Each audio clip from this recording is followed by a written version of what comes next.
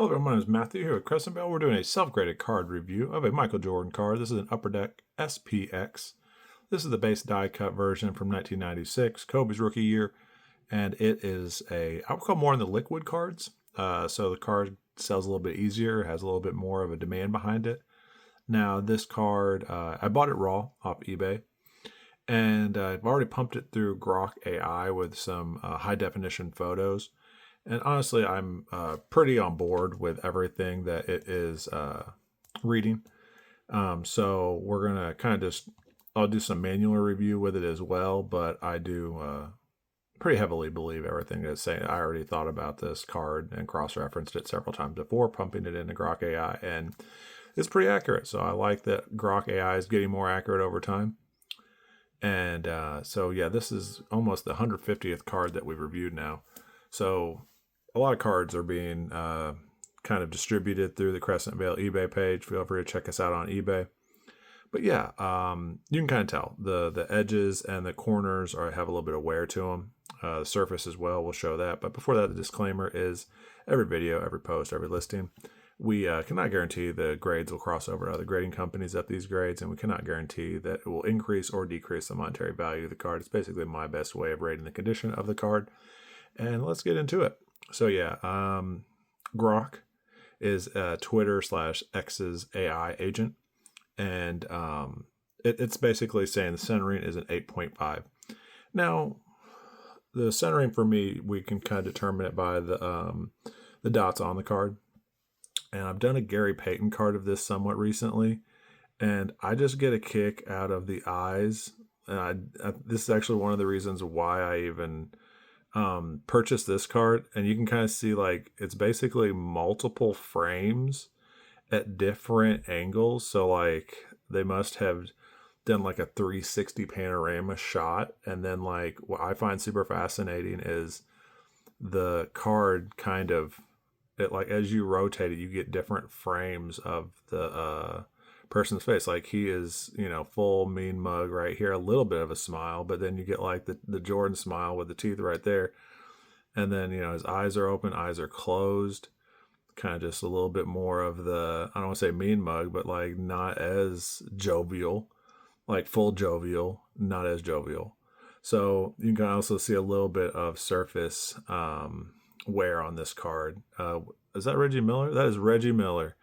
I don't know if anybody ever really pays attention to who Jordan's up against in some of these photos. And there's Miller Lite. Shout out Miller Lite in the background. But like the foreground is a really nice shot. I think some people will sometimes pay attention if he's dunking. I've seen certain descriptions that show like Jordan's dunking. Obviously he's shooting in this. But I don't know if a lot of people will even take like the time and effort to say like, oh, it's up against Reggie. I like it when he's up against Reggie. There's a couple of shots where he's up against different people. That Patrick Ewing dunking on Patrick Ewing for Stadium Club, and there's a Fleer shot of him dunking on Patrick Ewing.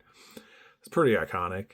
So whenever he's kind of up against his like biggest competition, I find the cards to be more valuable. I don't know if anybody takes this amount of time to like look at the different frames on these cards, but just the jovialness, not jovialness is, I think, worth your time. I did a Gary Payton one of these. He also has some interesting shots. Here's a Sean Kemp card. We'll talk about the centering again in a second. But Sean is not smiling throughout the whole 360 shot. He is just maybe having a rough day. Maybe in 96, I don't know if that was the same year he went to the finals against Jordan, but it was in those late 90 years.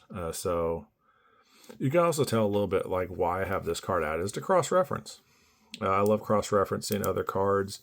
So you can kind of see the surface on this one and how a little bit of the, like you could call like less wear. You can kind of see a little bit of that almost fuzz to that is on this card here. But you can kind of see like, not too much scratching, but whenever we hit like this angle here, you can just kind of see a little bit of how the card naturally is. And then you kind of see like here and how the manufacturer produced it. And sometimes when there is wear on the surface. So those things are all really important to me. Surface 7.5, 8.5. I agree. That's what Grok gave it. You can kind of see the dots here. We're taking a look at the centering. You can see the dots are pretty similar on both of these.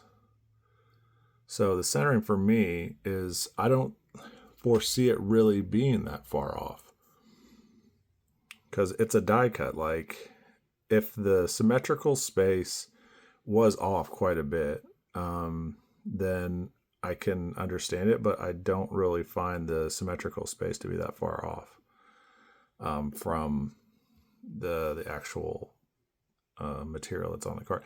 Basically, how much room is from the left to that dot and to the top? Is that same space to the right of the dot to the top compared to the bottom and the right? A little bit more room. We can possibly agree on that, but like even the symmetrical circle at the top and other cards that are cut have similar spacing. So like, I'm more of a 9 to 9.5 on centering for this card. So I'm going to give it a 9. There's a little bit extra room, actually, because that Sean's almost identical. And I think that Gary was identical too. So I'm giving it a 9.5 for centering. Grok gave it a 8.5 to 9. So I don't know if it's cross-referencing as much as I am. I've been looking at a lot of these cards. So for the centering, I do think that's going to be our highest subgrade.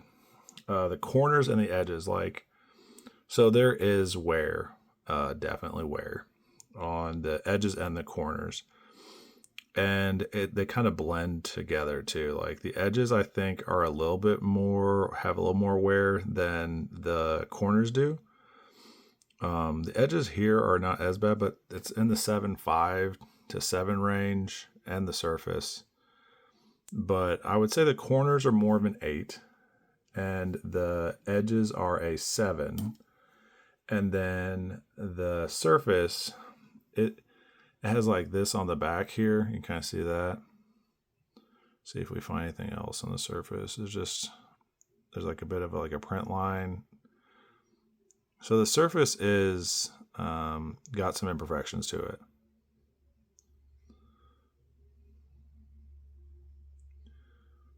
And then I can also compare it to that Sean surface. So what is it gives it a 7.5 to 8.5. I'll do 7.5 on the surface for this card. So we're basically averaging out a 7 to an 8, which is a 7.5. We have two 7.5s and then a 9.5. So if we go from a 7.5 to a 9.5, that kind of, I talk a lot of averaging numbers at this point of the video, but we have in between a 7.5 and a 9.5 is an 8.5. We have in between a 7.5 and an 8.5 is an 8. And to me, this card is an 8. It could be also considered a 7.5, but we're giving the centering a 9.5, the edges a 7, the corners an 8, and the surface a 7.5. I mean, to me, that's pretty accurate. Like when we gave, I think, like Gary like a 9.5 because there was less wear to it. But overall, this card is a 30-year-old card, so it has some wear to it. But giving it an 8, I think, is pretty accurate. Feel free to disagree in the comments. Real quick, is there anything else to this? So like print run, this is a base. They have gold parallels and then hollow view hero inserts. Kind of neat little thing about this SPX upper deck set. The PSA population, there's over 1,000 graded that exist. A lot of these fall into the 8 to 9. There's only 230 PSA 10s. So really hard to get this card in a PSA 10, so that makes it a little more rare. Raw cards usually go in between $60 to $100. PSA 8s go in between $80 and $120.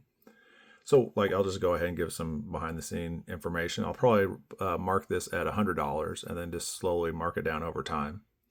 A 9s go for $180 to $250. PSA 10s go for $800 to over $1,000. Gold parallels have a lot higher prices. So part of Upper Deck's innovative 1996 SPX release, one of the first major super premium sets with die cuts and advanced holographics.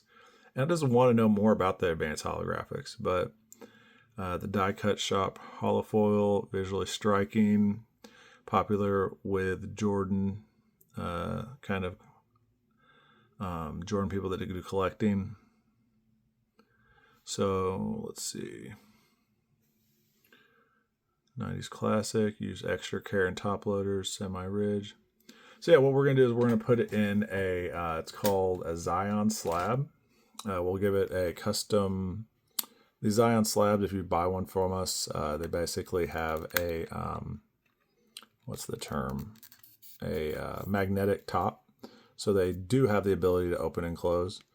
But what we are, and what I wanted to show this is like, sometimes I've seen this card inside of graded cases, and it sometimes gets a little off center, is a nice word.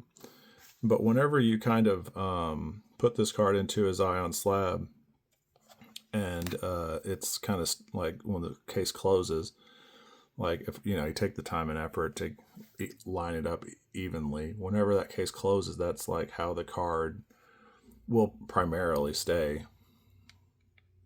These are Zion slabs. I'm not paid endorsed by them, but I just use them a lot. So what's kind of nice is like, and we'll kind of zoom out real quick, is like whenever you move that card around, whenever it's in shipping, it doesn't like get thrown around. I like that the corners and the edges are still intact. I like that you'll be able to keep the card in good condition over time. So yeah, this is a bit of the way that we're gonna add a custom label. You've probably seen it if you buy stuff from us on eBay. But yeah, that's a bit of the Jordan SPX. Thank you for watching. Continue to watch. We'll have more of this kind of details about the card instead of just the grading in the future. But yeah, beautiful card. Really enjoy his different facial expressions. Sean Kemp's card was less appealing, but still love Sean Kemp. So thank you for watching. Continue to watch. We'll do more of these videos. Continue to check back YouTube, and have a great day.